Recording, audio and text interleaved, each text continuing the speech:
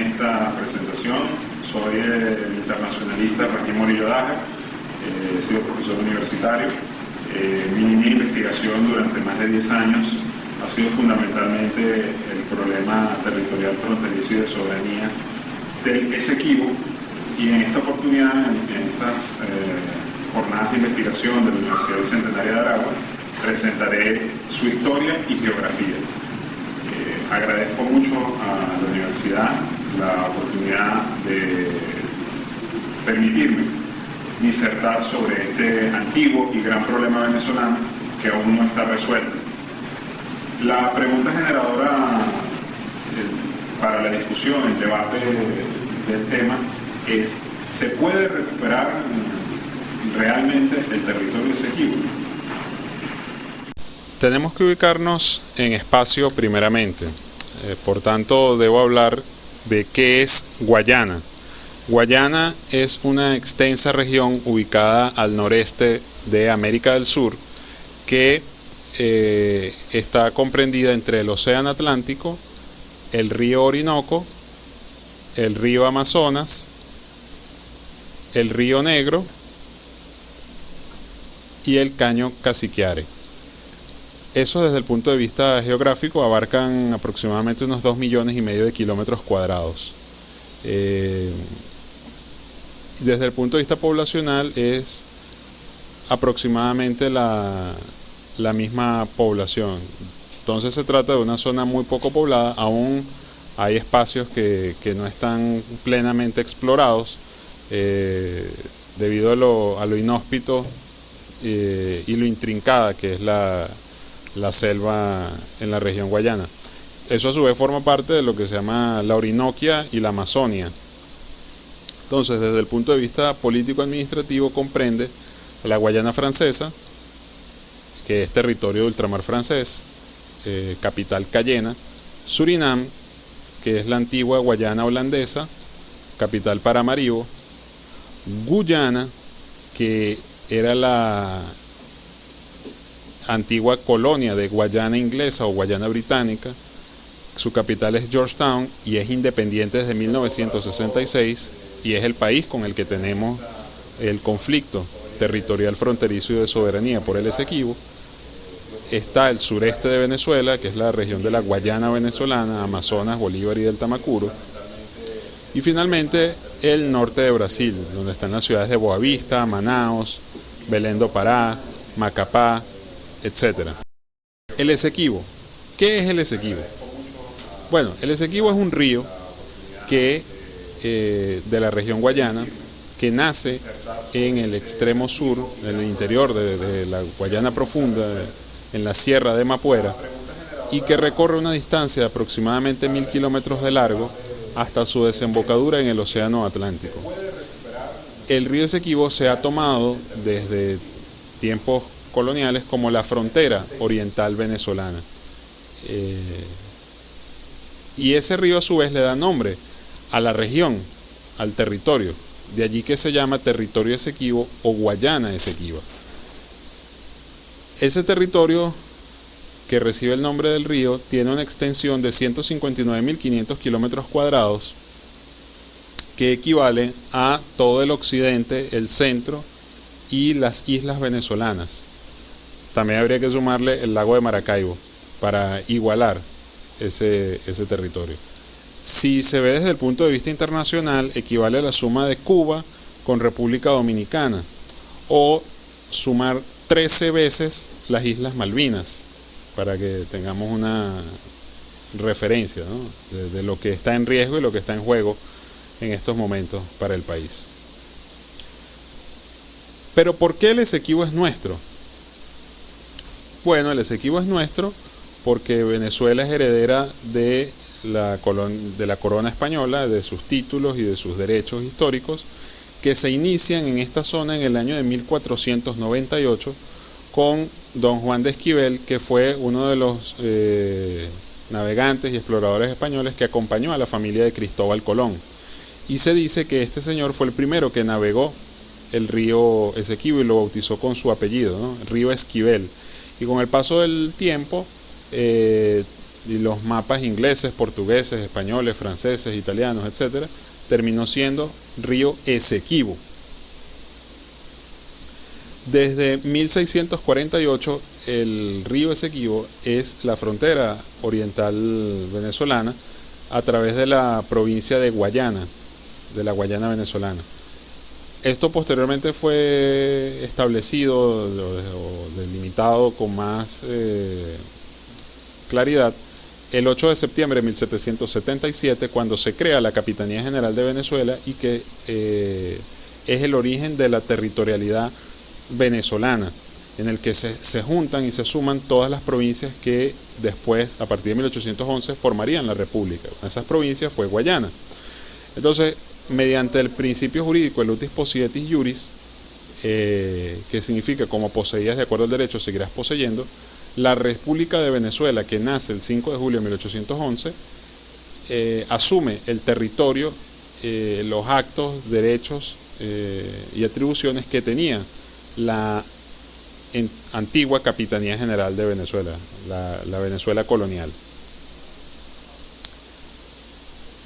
Sin embargo, el primer reclamo por el Esequibo se produce en 1822 y lo hace el máximo venezolano, el libertador Simón Bolívar, quien, como pueden ver en este párrafo, hace una reclamación a los ingleses porque una parte de los colonos de la entonces Guayana inglesa habían cruzado el río Esequibo y se habían establecido, se habían instalado en la zona norte, la zona noreste, ubicada entre los ríos Moruca y Pumerún, que a su vez están bastante cerca del río Esequibo y el océano Atlántico.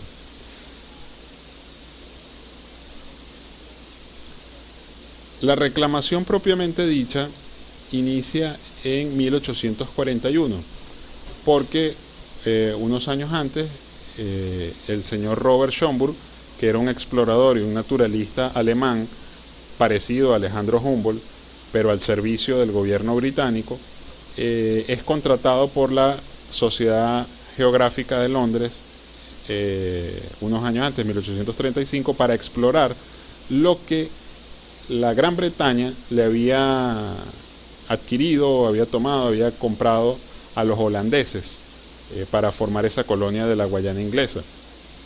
Entonces, como no había un conocimiento preciso por parte de Inglaterra de esas tierras, envían a este señor para la exploración. Y pueden ver la línea azul, que es el río Esequibo. La primera línea roja es la zona que reclamó el libertador Simón Bolívar. Son unos 5.000 kilómetros cuadrados aproximadamente.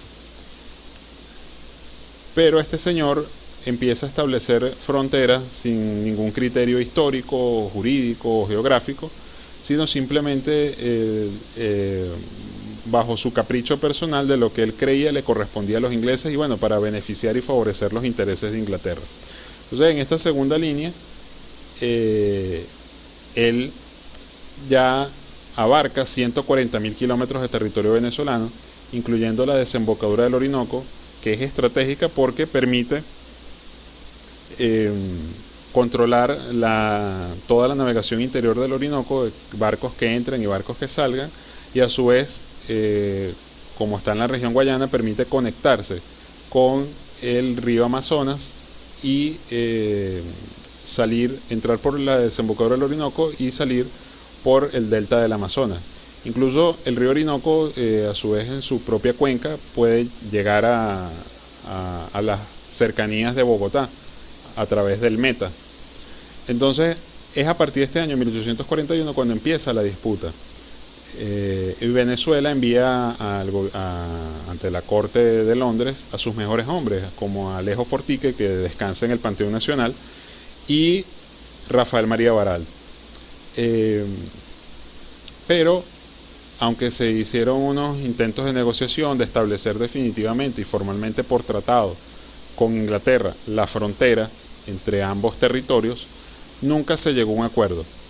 Y nunca se llegó a un acuerdo en gran parte por la intransigencia y la arrogancia de los ingleses contra los venezolanos. Hay que recordar que esa era la época de mayor poderío y expansión colonialista inglesa, y Venezuela, bueno, estaba debilitada por haber librado recientemente la guerra de independencia. Entonces, ya para 1886 se produce la tercera línea de Schomburg, que ya son 160.000 kilómetros que está usurpando el territorio venezolano. Y no contentos con eso, 10 años más tarde, Inglaterra plantea su cuarto mapa de Schomburg, o cuarta línea, que terminó siendo la máxima aspiración de 200.000 kilómetros cuadrados, que incluiría poblaciones venezolanas como Upata, Guasipati y Tumeremo. A su vez, esto abarca toda la cuenca del río Esequibo, hasta los montes de Upata. En esas circunstancias, Venezuela, en una situación francamente desesperada, le pide ayuda a Estados Unidos en 1895, invocando la doctrina Monroe de América para los americanos.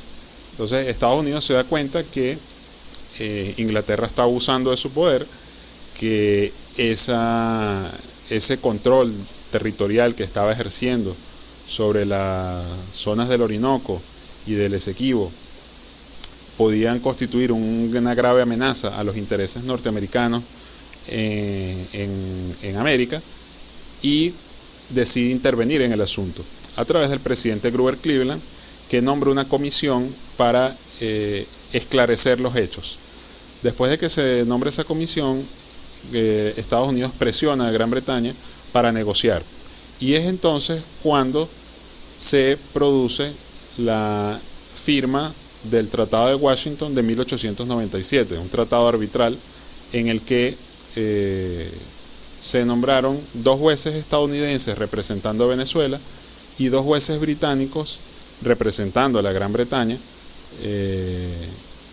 y el quinto del tribunal sería el ruso Fyodor Martens como presidente de ese tribunal arbitral. El arbitraje es un mecanismo de solución pacífica de controversias en el que se resuelve mediante un juicio, en que las partes están directamente involucradas y representadas, y allí se dirime pues cualquier conflicto o cualquier discusión.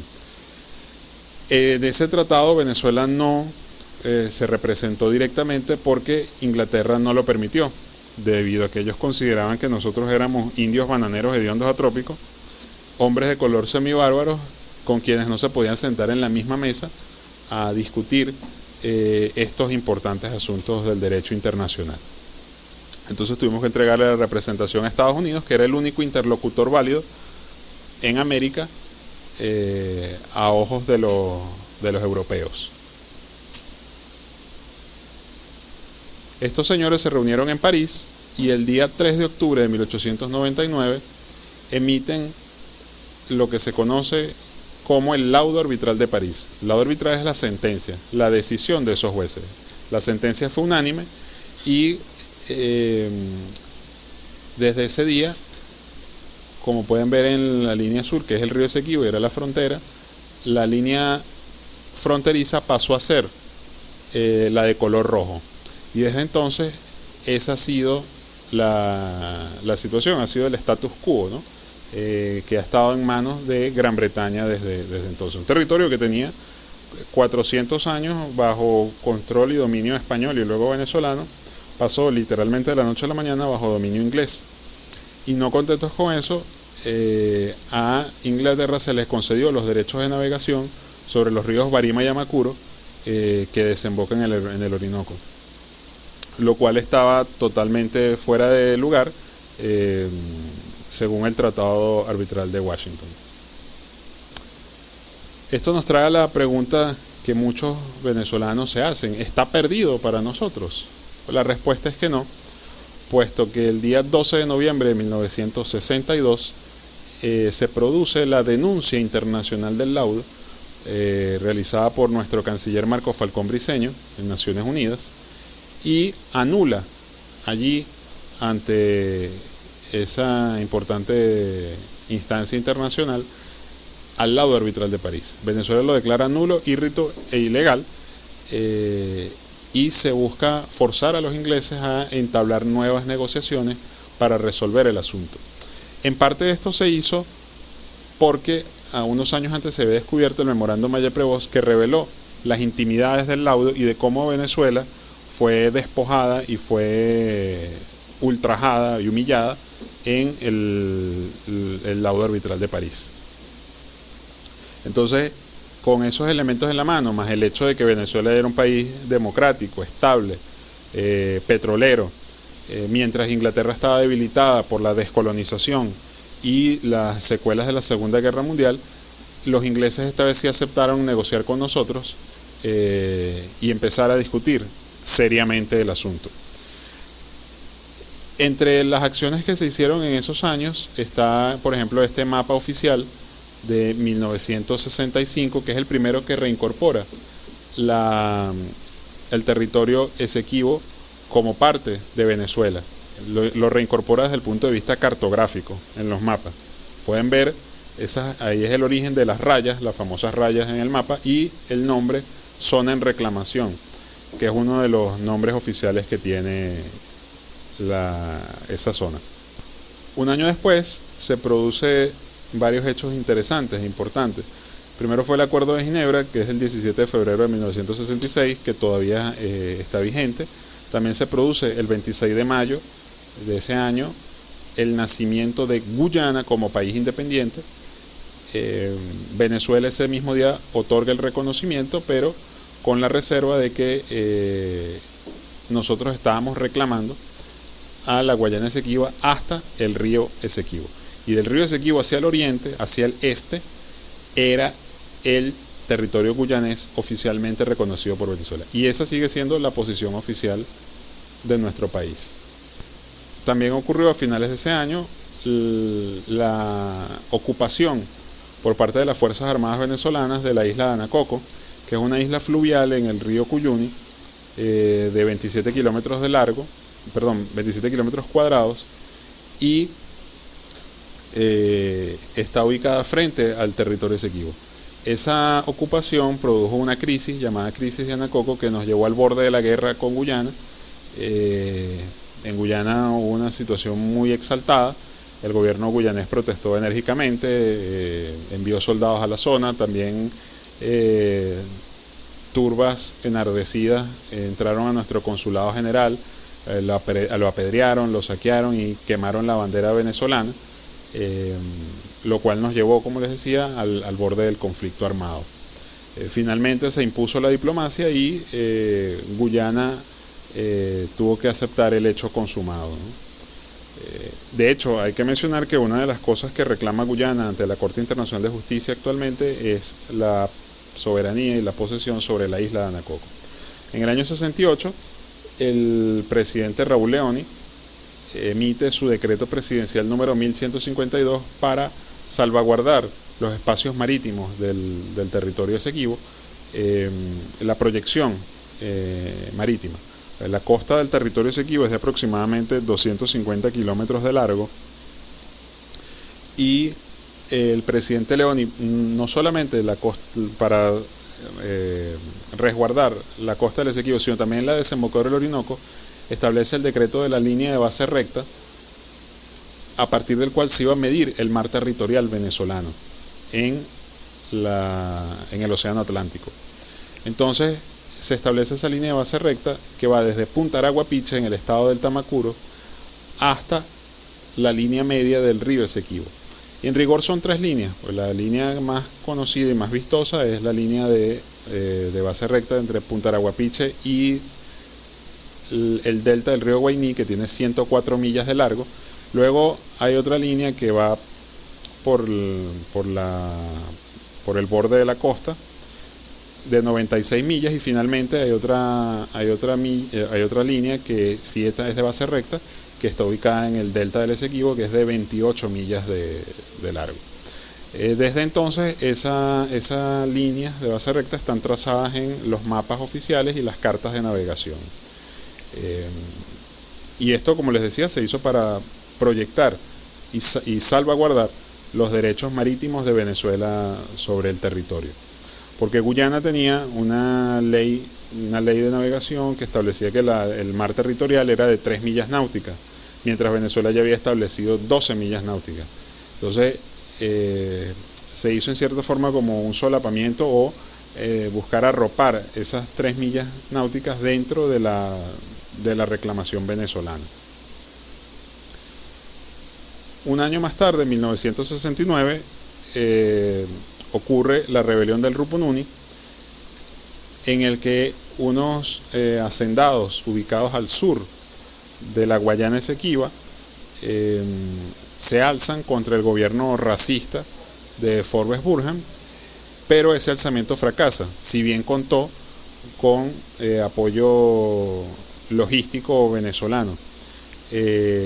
Pero finalmente, cuando se produce el alzamiento, Venezuela, el gobierno venezolano, decide no apoyarlo porque se había producido el cambio de gobierno con la derrota electoral de Acción Democrática en diciembre del 68 y asume Rafael Caldera, que era el primer presidente venezolano que tomaba el poder pacíficamente desde la oposición. Entonces, el alzamiento fracasó. Aquí pueden ver la imagen de Valerie Hart, la jefa política del movimiento, y en el medio de la otra fotografía está el señor John Melville, que fue uno de los comandantes militares de la rebelión de franela amarilla. Esa rebelión fracasa, muchos son arrestados, asesinados, otros tienen que huir a Venezuela o a Brasil, y entonces esa situación bastante tensa que nos había llevado otra vez al borde de la guerra con Guyana propicia la firma del Protocolo de Puerto España en 1970 con el presidente Caldera. El Protocolo de Puerto España fue básicamente la suspensión de la reclamación durante 12 años hasta 1982. Una particularidad que tiene el Protocolo de Puerto España es que no fue discutido en el Congreso Nacional, aun cuando se le dio cumplimiento en ese tiempo. En el año 82, el presidente Luis Herrera Campins decide no renovar el protocolo y se reactiva otra vez el Acuerdo de Ginebra para buscar un cambio en los mecanismos de la negociación, lo cual se decide para 1989 el mecanismo de los buenos oficios, que es el que ha regido casi hasta la actualidad. Hubo 3 buenos oficiantes, todos ellos del Caribe anglófono.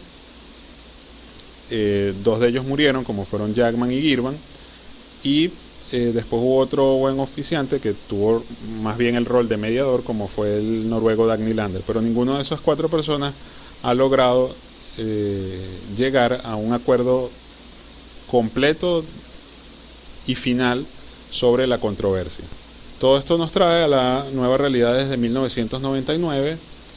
Hay que decir que el presidente Chávez, desde el año 99 hasta 2004, mantuvo la misma posición de los gobiernos anteriores de oponerse a la entrega de concesiones de cualquier índole dentro del territorio en controversia. Sin embargo, esa postura cambia a partir de 2004, cuando él, en un viaje a Georgetown, dice que no se opone a que los guyaneses otorguen concesiones en el Esequibo siempre y cuando beneficien a los habitantes. Y esta situación fue prácticamente un cheque en blanco que se le entregó el gobierno de Chávez a Guyana para hacer y deshacer literalmente como quisiera dentro del territorio, y ahí empiezan las primeras concesiones petroleras, que son las que hoy son conocidas, la ExxonMobil y otras. Poco tiempo después, el embajador guyanés en Caracas, Odín Ismael, en 2007, dijo que bueno, que en vista de que Chávez está hablando del socialismo del siglo XXI, él podría dar un paso adelante terminando la reclamación. Él da esas declaraciones el día 4 de febrero de 2007 y lo dijo porque en ese momento Chávez estaba hablando del socialismo del siglo XXI y Guyana siempre ha sido un país inclinado ideológicamente hacia la izquierda.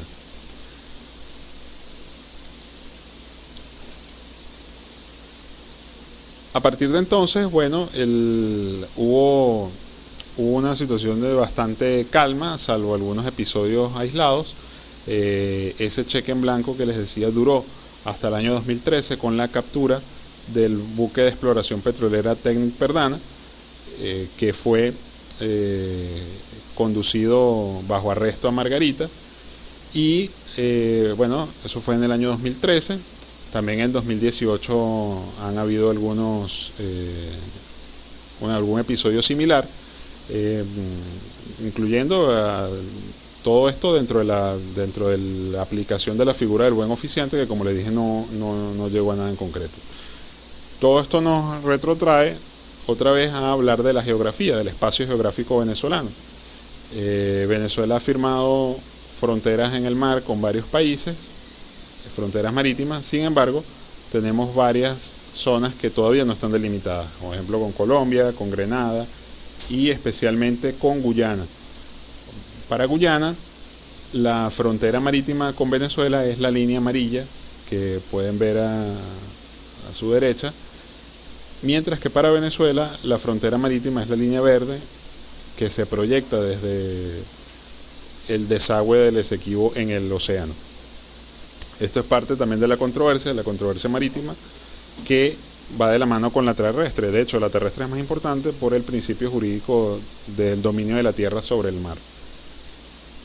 La importancia de esto es capital porque en el Mar Caribe Venezuela está confinada, tiene fronteras con las islas, mientras que en el Atlántico tenemos el acceso directo a las aguas internacionales, a la navegación libre por los mares del mundo, desde el río Orinoco.